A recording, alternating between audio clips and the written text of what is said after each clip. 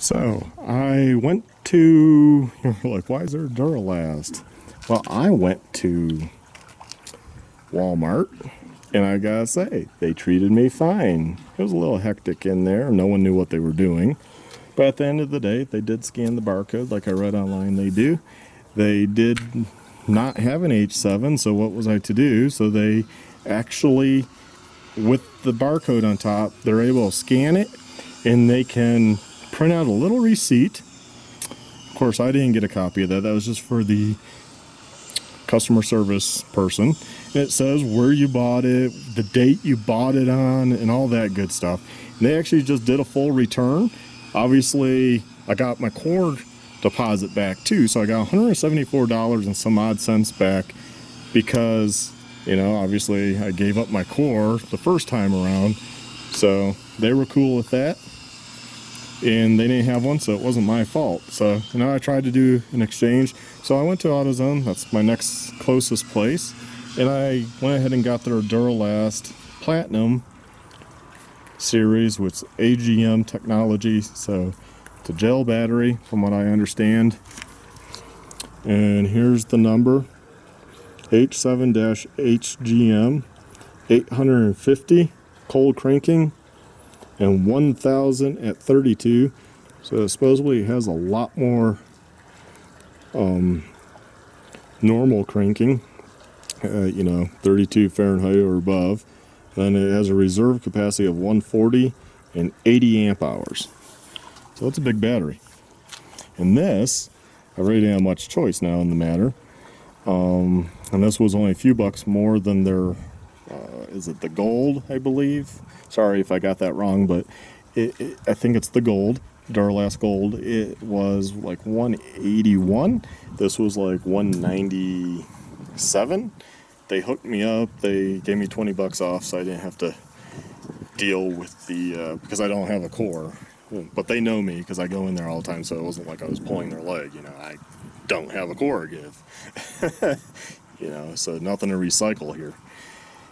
And yeah, that's pretty much it. I did get some of these felt little things. They're only $2. Why not? I figure I'd try them. I typically don't use that stuff, but I have noticed new cars come with them. So they must work. And I used dielectrical grease. And what else? Yeah, so the total with tax was like $214, so yeah, kind of high. But the dealer, I called the dealer, and they wanted $250. But we don't stock that size anymore, sir. Oh, okay. So Mopar doesn't stock. At least that dealer doesn't stock these. I mean, this size comes in from at least what I read in the book at Walmart. You know, Commander, Liberty, comes in all the vehicles. So don't understand what that's about. But anyways, I'm going to install it. We're going to crank it up. So be back here in a minute after I get it installed.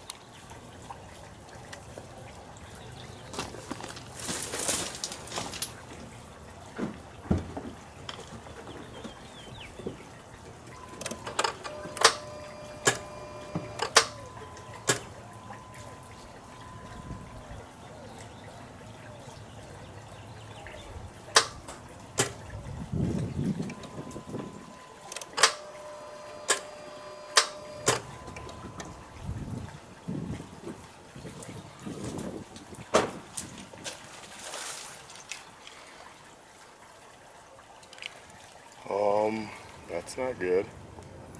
So where are we on this silly whole battery thing? Okay, so I cut the video yesterday. You saw the car would not start.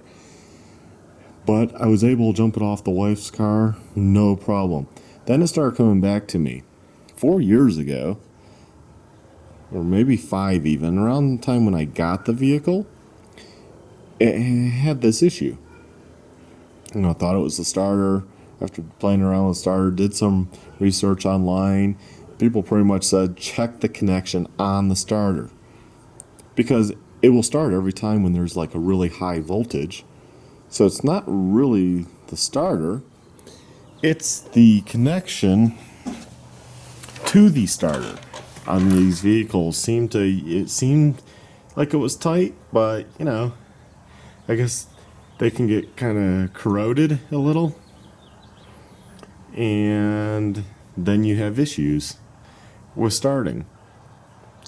So, to get up in there to check it, it's two 15mm bolts. We'll get under here real quick.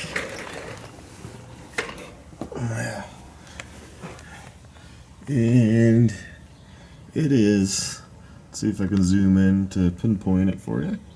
It's right there. There's the heat shield. So you undo that. That's 10mm. To undo the starter is that 15mm and that 15mm. I'll back up so you can see. So just behind the propeller shaft here. Now that my propeller shaft is aftermarket, I might be able to, if I needed to remove the starter, just drop this front part and try to slide it out. But I can remember trying that way back when, because I thought it was the starter that had gone, and I couldn't get it out. So I think you actually have to remove the propeller shaft. And then, ow.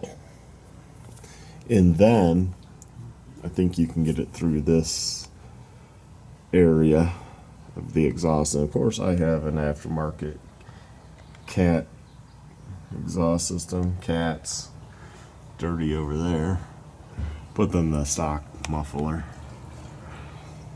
Because I had banged my cats. Also, I was getting a faint smell of exhaust. And I've just been like, I don't know, maybe I did the exhaust wrong. Just kind of been living with it.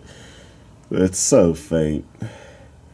Turned out it was the sensor was loose.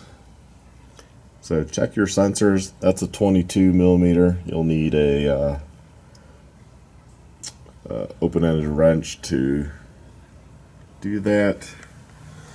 Tighten that. So it turned out now it starts every time. And I put on some good old electric grease.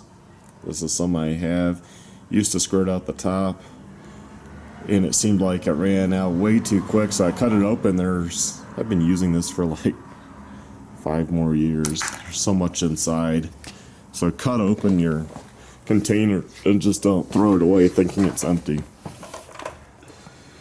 So that's pretty much it. And then you remove the fender liner and you go through here, and once you drop that starter kind of facing down, you then can see the bolt, which I have it bolted back up.